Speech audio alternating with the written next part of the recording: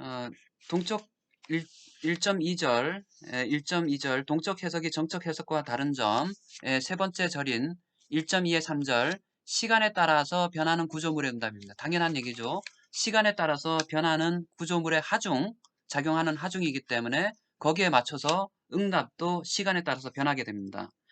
그래서 동적 하중에 대한 구조물의 시간에 따라서 변하는 해석 방법은 두 가지가 있습니다. 무조건 동적 해석 방법을 쓰는 것이 아니라 동적 해석 방법을 썼을 때는 너무나 시간이 많이 걸리기 때문에 근사적으로 유사 동적 방법, 가짜 동적 해석 방법을 씁니다. 준동적 해석 방법. 아, 가짜 동적 해석 방법을 쓰면서도 동적 해석 효과를 어느 정도 반영할 수 있다면은 그대로 쓰는 건 쓸 수 있습니다. 매 시간마다 구조물의 응답을 구하는데 어떻게 하냐면 매 시간마다 구조물의 응답을 구하는데 구조물의 응답에 우리가 일반적으로 동적인 현상은 질량에 의한 관성력, 그 다음에 점점 시간이 지나면서 진동이 줄어들어가는 관세, 노쇠해 가는 힘의 영향을 고려하지 않고 F equal KU 구조물의 하중은 응답을 구하는 데 있어서 K 값만 구조물의 강성만 고려해 가지고 매 시간마다 K만 고려해 가지고 하는 거죠. 실질적으로 이 시간 간격 얼마나 짤막한 시간에 이게 임팩트가 주어지느냐에 따라 가지고 관성력 효과는 바뀔 수가 있는데 그렇죠. 왜냐하면 짧은 시간에 얼마큼 관성력이란 것은 질량 곱하기 가속도인데 가속도란 것은 짧은 시간에 변동량이 크면 클수록 커집니다. 그래서 관성력이 커지는 이런 효과를 고려하지 않고 오로지 강성만 고려한 것을 가지고 유사 동적 해석이라 부릅니다. 그런데 동적 해석은 실질적으로 이러한 관성력과 감쇄력, 복원력뿐만 아니라 요 K 값을 복원력, 왜냐하면 힘을 줬을 때 빼면은 다시 돌아오니까 복원력이라 부르는데요. 그 복원력만 고려하는 것이 아니라 관성력과 감쇄력을 같이 고려하는 해석을 가지고 동적 해석이라고 부릅니다.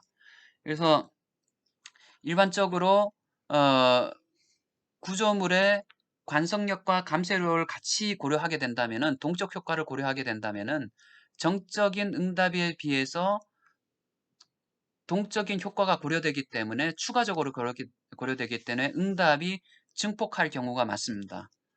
그래서 동적 증폭 계수라는 개념을 쓰고요. 이러한 증폭되는지 안 되는지 증폭할 수도 있고 조금만 증폭할 수도 있고 많이 증폭할 수도 있고 그거를 찾아내기 위해 가지고 정밀 해석인 시간 비용을 써서 동적 해석을 수행합니다. 지금은 컴퓨터가 많이 발달돼 가지고 컴퓨터가 굉장히 정밀한 해석을 할 수 있습니다.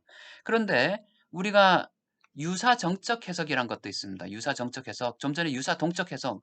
동적이 아닌데 가짜 동적 해석이 있고요. 유사 정적 해석이란 것은 뭐냐면은 아예 우리가 진도법 혹은 정적인 현상을 동적인 현상을 정적인 현상으로 가름해서 대신 굉장히 보수적으로 써가지고 안전계수를 많이 넣어가지고 동적인 해석을 정적인 해석으로 대체하는 경우가 있습니다. 이러한 경우를 유사 정적인 해석이라고 합니다. 그리고 동적 해석을 위한 전략을 보면요. 1.2의 4절까지 같이 하겠습니다. 예, 동적 해석을 위한 전략을 보면은 일반적으로 어, 정적 해석과 달리 동적 해석은 여러 가지 고려해야 될 것도 많고 시간도 많이 걸린다. 그래서 어, 그 시간도 많이 걸리고 컴퓨터 용량도 많이 필요하고 그다음 결과 분석에도 시간이 많이 소요되기 때문에 일반적으로 동적 해석을 많은 시간이 소요되는 동적인 해석을 하기에 앞서 정적인 해석을 해가지고 거기 응답이 어느 정도 나오는지 우리가 보통 심장 박동수를 보고 난 다음에 동적인 효과가 얼마큼 있을지 항상 먼저 예측하는 게 중요합니다. 동적 해석은. 왜냐하면 동적 해석 나온 결과는 분석하기가 상당히 복잡하기 때문에 그대로 믿는 것보다 우리가 예측한 결과가 어느 정도 나오는지를 판단하는 것이 중요합니다. 자, 다음 그림을 보면은 동영상이 조금 있습니다. 왼쪽 것은 정적인 해석이고요. 동적인 해석입니다. 유사 동적 해석 같은 경우 매 시간마다 변하는 걸 하는데 하중에 의해서 응답이 변한 거고 진짜 동적 해석은 이 질량의 효과에 의해서 이쪽으로 왔을 때 계속 가려는 관성력, 여기는 지금 댐핑, 감쇄력까지 고려했을 때 진짜 동적 해석이 되고요. 이러한 경우는 정적 해석 혹은 유사 정적 해석, 유사 동적 해석이라고 부를 수가 있습니다. 여기에서 애니메이션을 잠깐 보겠습니다.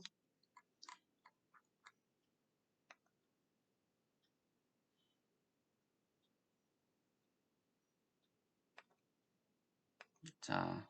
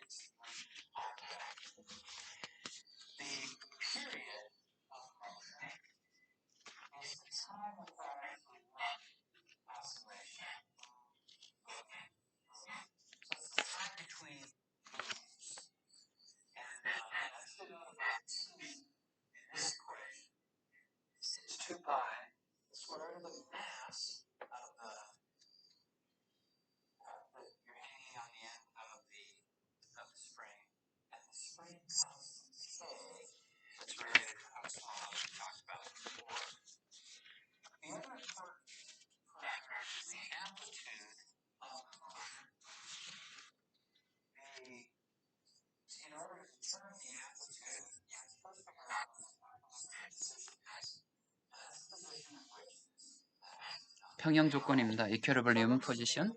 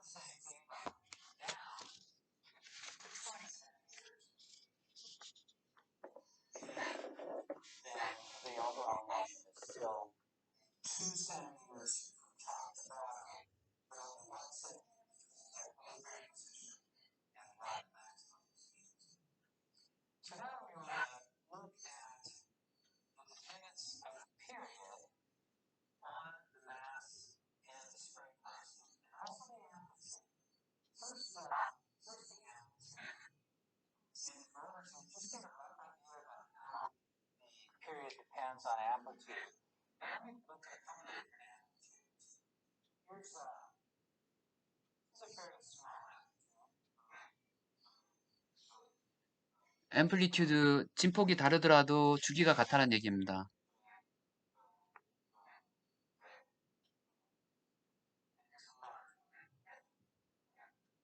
같죠? 네. 진동수는 서로 간에 고유한 진동수는 심장박동수는 같다라는 얘기입니다.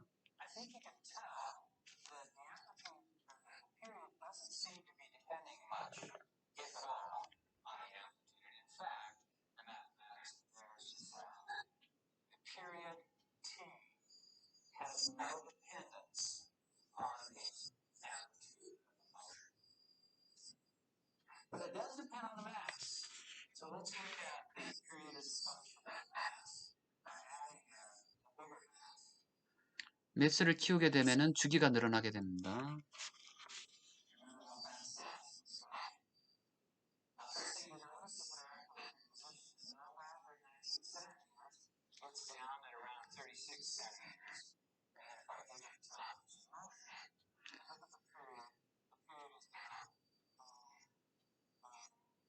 늦어졌죠? 주기가 늦어졌고 평형 상태의 정적인 변이도 훨씬 더 커졌습니다. 질량을 키움으로 인해 가지고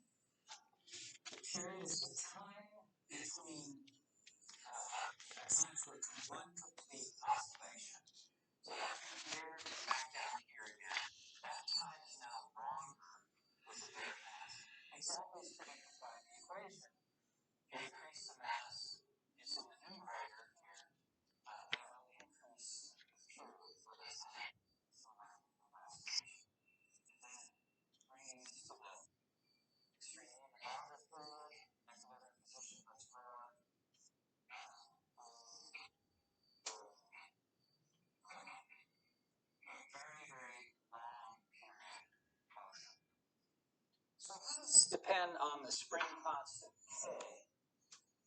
It depends on the mass bound. The period depends on 1 over the square root of the spring constant. If I use 2 springs instead of 1, I get like double the spring constant. So let's compare the period with just one spring and this large mass.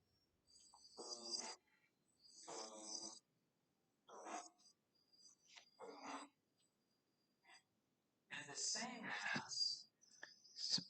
강성이 커지면은 You know, first when the position's higher, we have more force pulling it out to counteract gravity. 정적인 변이는 줄어들고 고유 주기는 줄어듭니다. Short. Shorter period, that is. So if you increase the spring constant, you're going to decrease the period. It's a shorter period.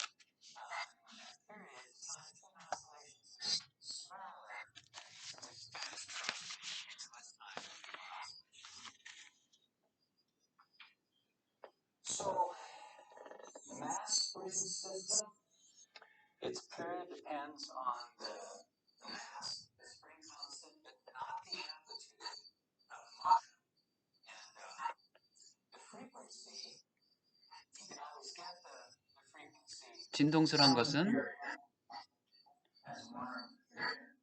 So if you like thinking in terms of frequencies better than thinking in terms of periods, the higher the period, longer the period, the shorter the frequency, and vice versa. Thanks very much. 자, 두 번째 유튜브를 보겠습니다. 복원력에 대한 건데요. 끝.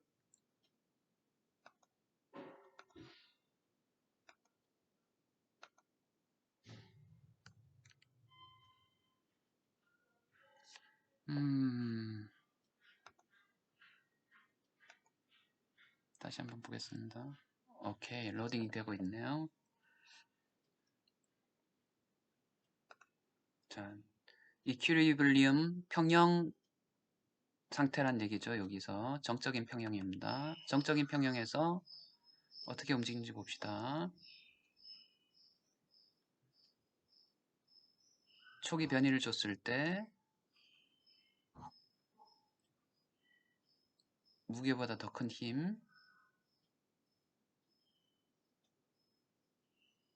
무게보다 텐션이 작을 경우에 인장력이, 이건 서로 같을 경우죠. 그래서 진동을 주는 거죠. 이렇게 굉장히 뿜뿜뿜뿜 1초에 한 3-4번은 튀는 것 같아요. 여기. 자, 그리고 1.2의 5절 선형 동적 시스템과 중첩의 원리입니다. 이 선형이란 것은 직선이란 뜻입니다. 직선 형태, 중첩이란 것은 서로 계속 더할 수가 있다는 얘기입니다. 하중도 이렇게 더할 수가 있고요. 정적인 하중과 정적인 성분과 동적인 성분, 응답도 최종적으로 구해주는 구조물의 응답, 변이죠. 변이를 U라고 나타냈습니다. 응답도 정적인 성분과 동적인 성분으로 나타낼 수 있다. 여기서 정적인 성분이란 것은 정적인 하중이 가해졌을 때 강성으로 나눠주게 되면은 F equal KU라는 공식에 적용시킬 수가 있습니다. 하지만은 선형이란 것은 하중과 응답이 U 값이 서로 직선으로 변한다는 얘기고, 직선, 선형. 이럴 경우는 탄성 영역 안에 있을 때는 하중이 이렇게 F1과 F2로 변리됐고요. F1에 대한 응답과 F2에 대한 응답을 마찬가지로 이렇게 서로 간에 덧셈 뺄셈, 이걸 중첩의 원리라고 합니다. 중첩의 원리를 해가지고 F1에 의한 하주 응답을 구하고 U1, F2에 의한 응답 U2를 구하고 난 다음에 F3에 의한 응답은 F1에 의한 응답과 F2에 의한 응답을 더해줌으로써 구할 수가 있습니다. 서로 F1과 F2를 더해줌으로써 하중을 나타낼 수 있듯이 응답도 U1과 U2를 더해줌으로 인해 가지고 U3를 구할 수 있다라는 중첩의 원리입니다. 하지만은 구조물의 응답이 하중과 변이가 선형이 아니라 이렇게 비선형이 된다. 일 경우에는 실질적으로 일반적으로 이렇게 연성적인 같은 하중을 가해줬는데 우리가 선형 응답에서 구했던 응답보다 훨씬 더 큰 응답이 발생하기 때문에 이런 덧셈으로 구한 응답이 더 이상 적용되지 않는다. 어떤 시스템에서는 비선형 시스템에서는 선형 시스템에서는 덧셈 혹은 뺄셈이 적용이 됩니다. 이런 걸 가지고 선형 시스템, 비선형 시스템, 특히 비선형 시스템인 경우에 정적 응답과 동적 응답을 구분하여서 적용하면은 실질적으로는 안 되고요. 중첩 원리를 그냥 막 적용할 수가 없다. 중첩 원리를 적용할 때는 선형 시스템, 탄성 영역 내에서만 적용할 수 있다. 입니다. 그리고 버스에 관한 이야기가 나왔고요. 지리에서 사람이 넘어질 때 지진이 와서 넘어지는 거랑 비슷하냐? 비슷합니다. 사람이 이렇게 매달려 있을 때, 버스 안에 매달려 있을 때 지진이 밑에서 흔들어 주는 거죠. 사람은 여기 바닥하고 같이 땅에 붙어서 살아야 되니까 땅을 벗어날 수 없으니까 이 밑에 부분은 땅의 영향을 받고 위에 부분은 관성력의 영향을 받는 거죠. 그래서 건물도 마찬가지로 땅에 이렇게 서 있을 때 땅이 흔들릴 때 위에 부분은 관성력, 밑에 부분은 강제로 변이가 발생하는 거죠. 그래서 지진 하중을 주로 밑에는 고정됐다라고 보고 위에 관성력으로 대치해서 나타냅니다. 버스가 흔들릴 때 사람이 받는 하중은 지진이 왔을 때 건물이 받는 하중의 원리와 유사하다입니다. 1.2절은 여기까지 하겠습니다.